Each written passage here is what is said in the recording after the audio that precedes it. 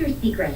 I have a new best friend now. Hey everybody, Dog8798 here. This is my salute of the Sam Raimi Spider-Man trilogy. I didn't feel like watching or reviewing these movies again, so I decided to just do a salute and sometime in the future review these movies on my Super Vader 400 channel. But with that being said, this is a salute of the Sam Raimi Spider-Man trilogy.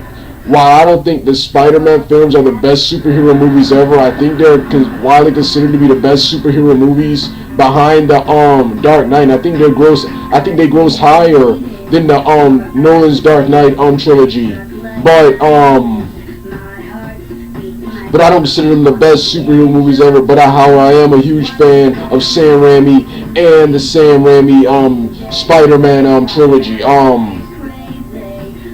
I love these movies. I love Sam Raimi. I'm actually a huge fan of Sam Raimi. He's actually one of my favorite directors. I loved him for bringing Sandman, the Green Goblin, Harry Osborn, and Norman Osborn, Doc Ock, and Spider-Man to life, man. I'm going to start off with the very, very first one. Before I get to that, before I get to the movies, the first movie and the third movie, Spider-Man 3, are my all-time favorite Spider-Man films. They're not the best, but they're the best right now for Spider-Man movies. But I think the cartoons, particularly the 80s cartoons, the Spider-Man 1981 cartoons, Spider-Man His Amazing Friends cartoon, which aired around the same time, and of course the 90s animated series, the sequel, Unlimited, and of course I also love the 1960s Spider-Man cartoon with the catchy Spider-Man theme. Those are my favorites, and I think those, well, at least the 80s and 90s are better than the I think the cartoons are better than the movies. I think the cartoons are better than movies, but there are several things I like about the movies, and I think the movies are the best for Spider-Man live. The Sam Raimis are the best for Spider-Man live-action films. Like I said, Spider-Man 1 and 3 are my favorites. 2, I like 2, good sequel, but in my opinion, really overrated. I don't think it's the best superhero movie ever. I thought 1 and 3 were better, but that's my opinion. Let's start off with Spider-Man. Let's start off with the 2002 film. There's no way in hell I didn't think they could ever take what I saw in the cartoons, the 90s animated series, and translate that to live action. And for the most part, while I have problems with it, they did that. It blew me away. All the stuff I had seen, Spider-Man hanging from the ceiling, which I saw in several drawings, Goblin, the swinging through the city, all the stuff, the characteristics of Spider-Man blew me away. But what also blew me away was how ballsy this film was. The cartoon series had guidelines. They couldn't show lots of violence and stuff. The fights between Spider-Man and the Goblin was some of the best and intense action I've ever seen in a superhero film ever, man. Ever, man. Spider-Man getting blown up, all this violence and death, man. That's one thing I loved about the Raimi trilogies. It was cheesy and campy, but it was also ballsy. What's his name, man? Yes, yeah, I love the awesome action sequences. Then we come to Spider-Man 2. This was a good sequel, but the awe and shock is kind of gone from seeing the first one. This was still a good sequel, man. I love Molina. I don't know Molina. I keep forgetting his name. The guy who plays Doc Ock. I love Doc Ock. I love the development of Peter in this film, but I did not like the romance between Peter, the romance and chemistry between Peter and Mary Jane. Mary Jane. I care about Mary Jane, but it's kind of hard to sympathize with her because she's sort of a slave.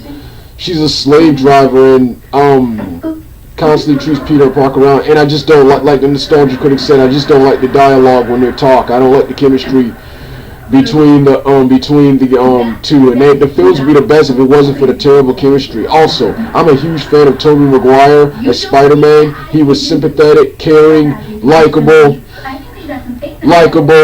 brave, and courageous, and that in my opinion, that right there is Spider-Man. That right there is Peter Parker and Spider-Man. Does anybody see this? And he was also kind of corny and kind of a doofus, like nostalgia critics said. But the problem I have with Tobey Maguire, while I love his character and love his portrayal and a huge fan of his, He's not that good of an actor, man, and that's the weakest part about this trilogy. And I hope they fix that in the reboot, which they never did. He is not he's not that good of an actor.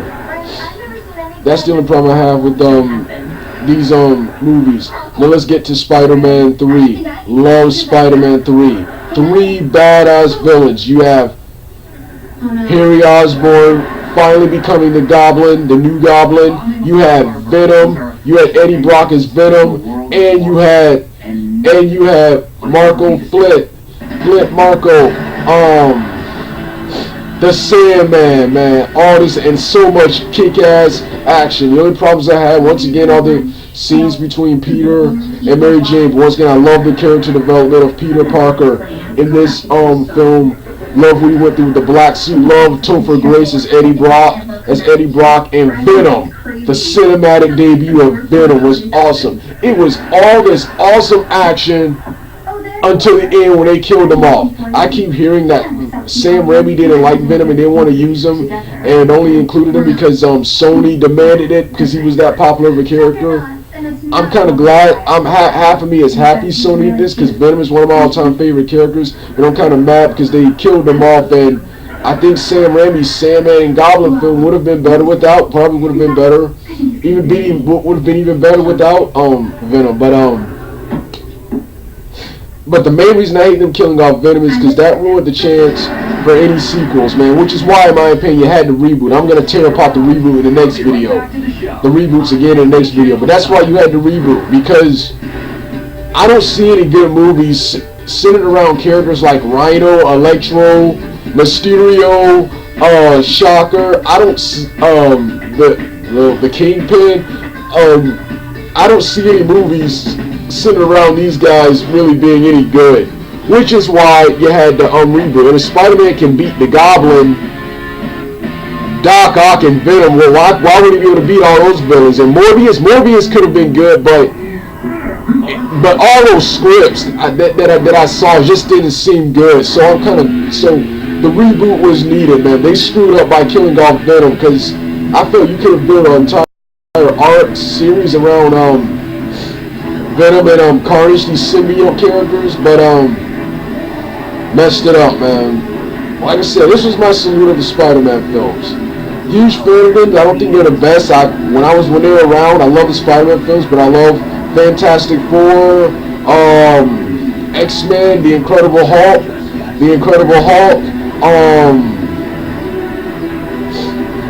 Iron Man, Spawn, Batman, the Batman series, the 80s and 90s Batman series, Hellboy, and even more recently, the Marvel Cinematic Universe, Thor, Captain America, the Green Lantern, Dragon Ball Evolution. I like all these TMNT. I like all these better, but I do love it. I was a huge fan of the Sam Raimi Spider-Mans. Next is the rant on the Amazing Spider-Man and the Amazing Spider-Man 2. Alright, Dog 8798 out.